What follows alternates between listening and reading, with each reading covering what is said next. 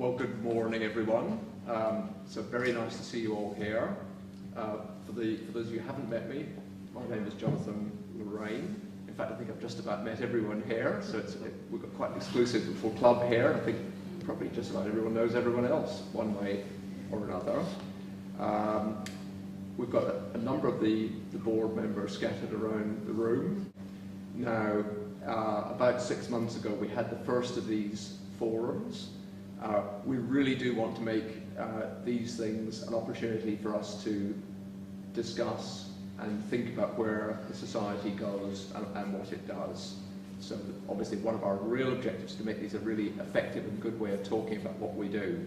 What I'd like to do just before we kick off is just introduce myself a little bit for those that haven't met me before. But I'd also like to say a little bit about what the board does, what we as the board do, and what we're responsible for, and what you can chase us for.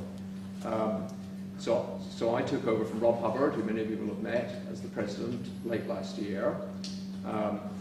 My involvement and sort of friendship with the society goes back to the mid-90s, and originally the way I came across the MS Society was because I wanted to try and support a charity. And I did things with my work colleagues to try and raise money. And we were quite successful. We raised a bit of money and we found the MS Society, and we supported the MS Society for several years. And one of the great things that happened out of that was we met all the people. And we just thought it was a really wonderful thing that was happening. We all became friends, which is how many of these things happen. So we got to know the people in the society, and you know, the bonds form in that way. In fact, my wife Virginia, who works in marketing, she came and worked here for spells, and having got to know everyone, then I was really pleased in 2002 when I came on board as the treasurer, which is a very brave decision by the society, given that I'm an engineer by background. But look, it was a really good way to get more involved, and so I've been pretty sort of involved since 2002, and it was a real honour to take over for Rob, who's a hard act to follow when he decided to finish up last year. Just to move on in terms of what we want to try and cover, as I said, we really do want to be able to communicate really well, and by whatever means we can. What we'll plan to try and do is a forum like this, then in sort of in between times, in between the annual general meeting. So about this time of year, we'll have one of these meetings. So that means that every 6 months there'll be a chance to have this sort of discussion. One of our great big challenges in all this communication thing, of course, is that people live all over Queensland, and it's lovely to have people come here and we all sit together and have a talk. But what we do want to do is try and talk to people wherever they live in Queensland in the best possible way. It's a real challenge, but things like this where it's a bit frightening, this, but anyway, where it gets filmed and recorded and, you know, put on the internet, hopefully that's a way that people can hear this discussion and feel that they're part of it all. The website, you know, again, if we get it right, it'll be a really effective tool. I mean, I think the website looks fantastic, but I don't use it day to day, and websites only really work if they're live and if people get feedback and if they use them. So I encourage people to, you know, make use of the website and make sure that it's kept alive and that, you know, there's feedback given and we make it a really good way of communicating. All the other mechanisms we have, using our email database, more and more people use email, support group networks and other forms of communication. At the last President's Forum, and that was, when was the date of the last one, Trevor? 6 months ago, there was action items relating to McKinnon House and decisions that were made last year to rent the property on the open market, whereas previously it had been reserved for people with MS and their families. Please also, I think, realise the decisions we're making last year, you know, we, like many other people, were being affected by a significant financial crisis in the entire community, and you know, we had to make a number of decisions, tough decisions, as to how we were to pay for ourselves in that environment last year, and that was one of them was ideas about renting out McKinnon House. Unfortunately, in going through that process, we then discovered that the house had a termite population living in it, and therefore there's actually what it's done now has meant that remediation work had to be done on the property. So, the letting out hasn't happened. I guess the good news in all of this is that we're probably feeling a lot more confident about the financial position of the society as a whole, and so right now the intention is that once the remediation work's done, we'll go back and review whether the house should be let out or whether there's other uses that are better uses for the property. At the end of the day, I think that's what our objective with the property, of course, is to use it for the benefit of people with MS. The question is how, what is the most effective way of using it? You know, I'm absolutely sure one way or another that property will be used to benefit people with MS. The question is how. Going back to the discussions last time around, there was raised concerns about maintenance at Granston Lodge. Now, I'm advised that now there's a formal register made of maintenance requests, and a priority ranking applied to that to try and make sure that those are sort of ranked and addressed in a sort of logical way, and that maintenance is up to date. I'm hoping that's everyone's experience. Again, you know, I think that's, to me, that's a priority.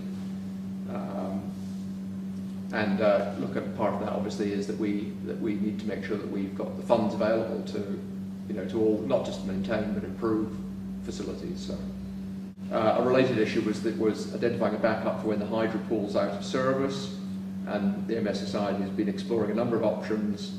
There are limited alternative hydrotherapy facilities in the region.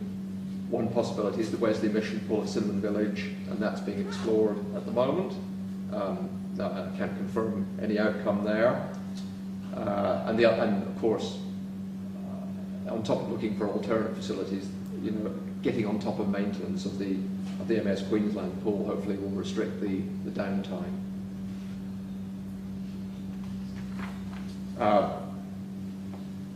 I think there was a discussion about the Life Annerley project. Many of you will have seen that thing come into fruition. You know, it's a fabulous facility, and getting a lot of praise from around the country. And it's almost unique what we're trying to do, and that's build something that, you know, genuinely a home in every sense of the word, but wonderfully equipped to allow people with disabilities to live as nearly a normal life as possible. We're also exploring the feasibility of aged care facilities for over 65s, and that's a work in progress, which very much in Karen's court, looking at residential aged care providers that can provide specialised care for over 65s living with MS. The future of client services. There was a discussion about investigating a contributory scheme for physio and other services, and that currently the Society is exploring the option of a fee for service for therapies, and I'm told that have implemented an improved appointment and scheduling system. The website was discussed, and particularly about the way we present information to people with MS. The website is a live thing. I mean, a website should be live.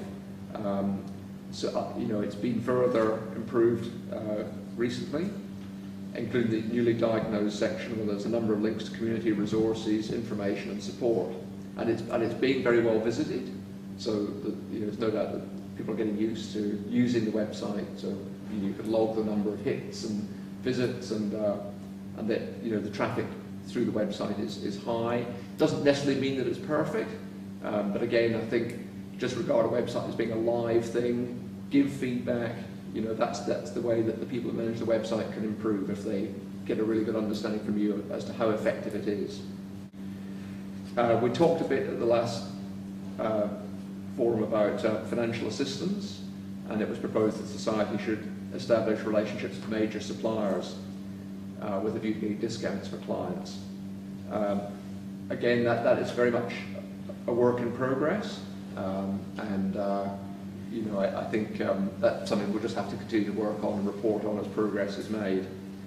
We have been very involved in advocating for electricity subsidies for air conditioning, and the there's a hope, I'm not sure that's a hope or an expectation, that will be included in an upcoming state budget to provide subsidies for air conditioning use, which would be a great outcome. So I'd like to throw the microphone, and the camera is going to follow it, open to the floor for any questions or comments. Mine's a message from the Sandgate group, exercise group. They couldn't be here today, but they wanted to say that they wanted to give a rap to the physio people, Joy and Jack, who are offering a wonderful service in less than ideal surroundings, but a service much appreciated by those who attend. My question is about the people with MS groups. We used to have a chairman, we used to have a teleconference where all the various groups spoke to each other to find out what each of us are doing, and we could pass information on and share information. Yep. What's happened to that? And are we going to get that back so that the people, the groups themselves are in contact with one another? Tell me a little bit, if there's anyone on the floor that can do this, about how people with MS groups select a chairman. Previously, the delegates from each area selected a chair, and usually had to be someone that was living close to Brisbane, Gold Coast or Sunshine Coast, so they could attend services. And that was how it was chosen. We were independent of the MS Society to a certain degree. We worked in partnership. Yeah. The society supported us, but we were autonomous in other ways. Am I correct on that issue? We used to have a newsletter sent around.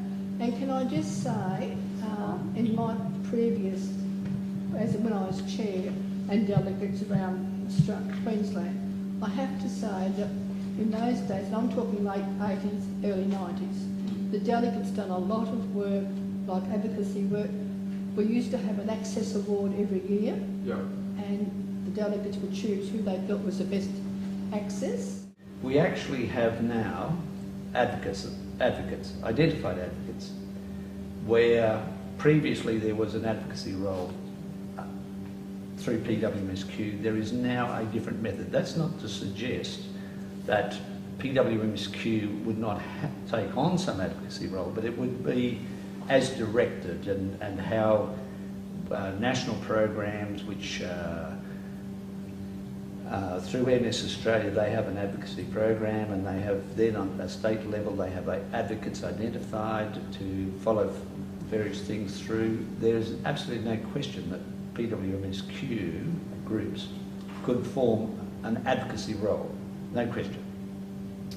But it's a different structure that we would be working within, and it wouldn't be driven by PWMSQ in that way. Well, it sounds like it's a short-term issue, and that is, how do we help PWMS to be effective, how to get itself organised?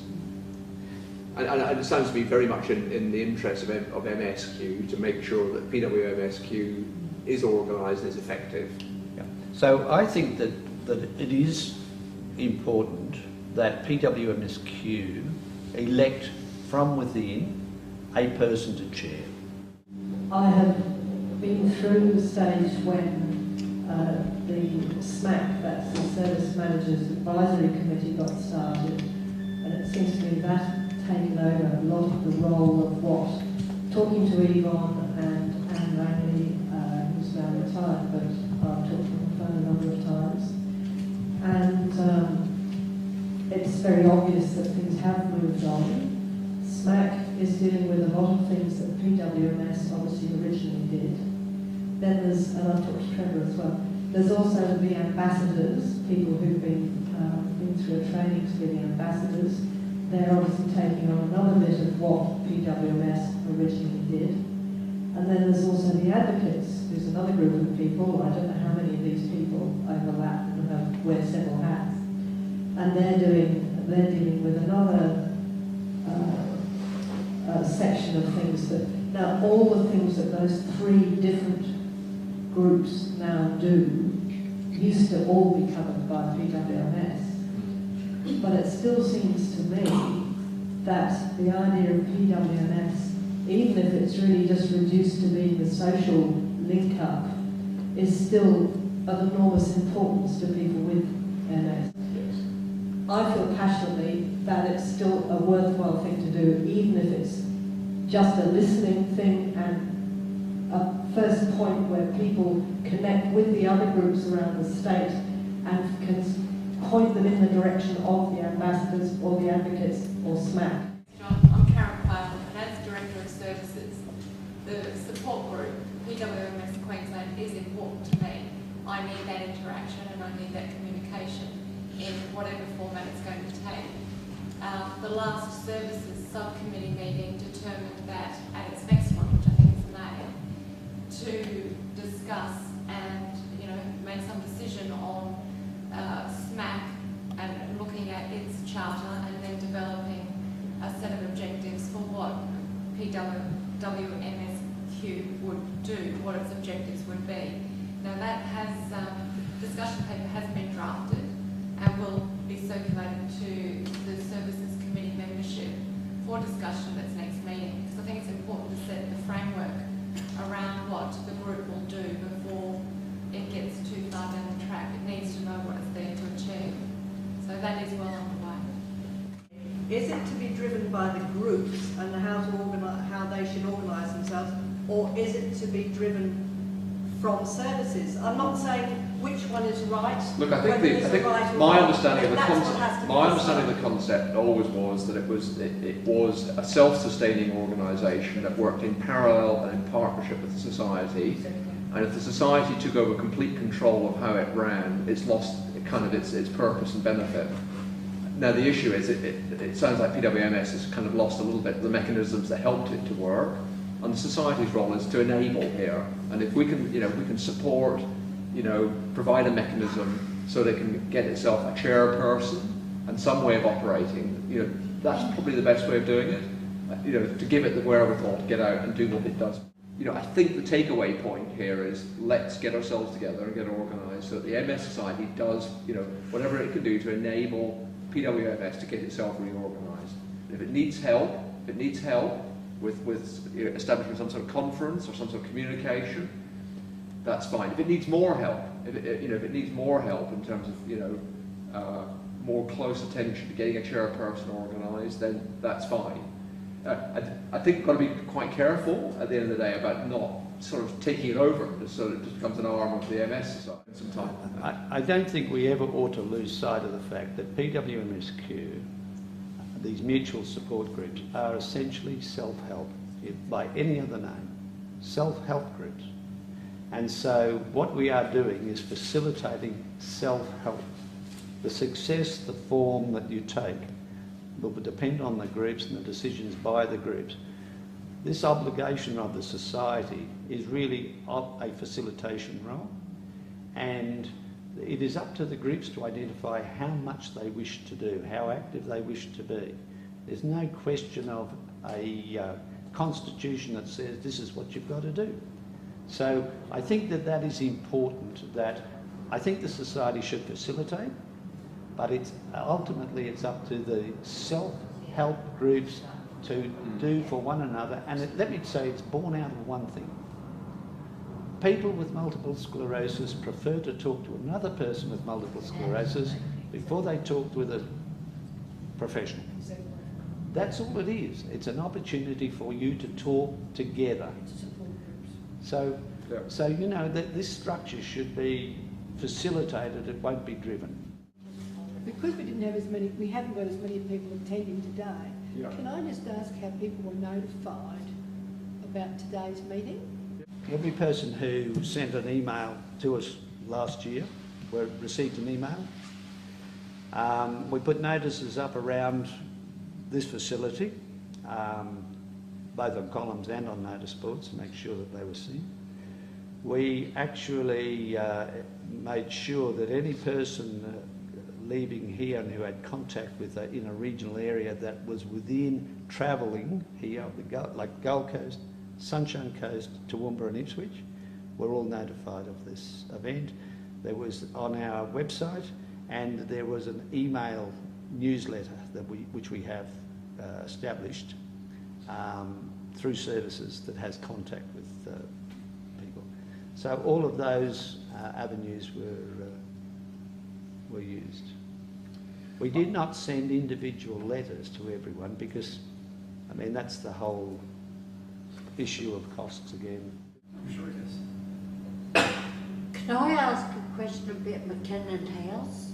Please do. Before you put it on the open rental market and you were just renting it to MS people, were only MS people allowed to rent it, or was it any disability? The priority was for people with MS, but other people were able to access it historically. But I think that the demand over recent time, prior to the closure, had all been people with MS. What I want to know is, if you haven't got a computer, you haven't therefore you're not on the internet, is there services within the MSQ or services that we can be put in touch with to assist us with getting a computer, getting the technical services, getting training, getting anything? There is an organisation called Green PC which does assist people to get computers at a fairly reasonable cost. And TAD Ost also operates internet at a very low price for people with disabilities or people on pensions and so on. Okay. So there are some ways. Well, maybe that's where it's a good item really. We all use our computers to communicate, so let's just maybe think about it, providing some information for where you can get support if you haven't got a computer. Can I suggest that goes through to Trevor and then to the Services Committee so it can be passed on? Yes, and then look, if we can put together some ideas, we can then broadcast that back through the website or wherever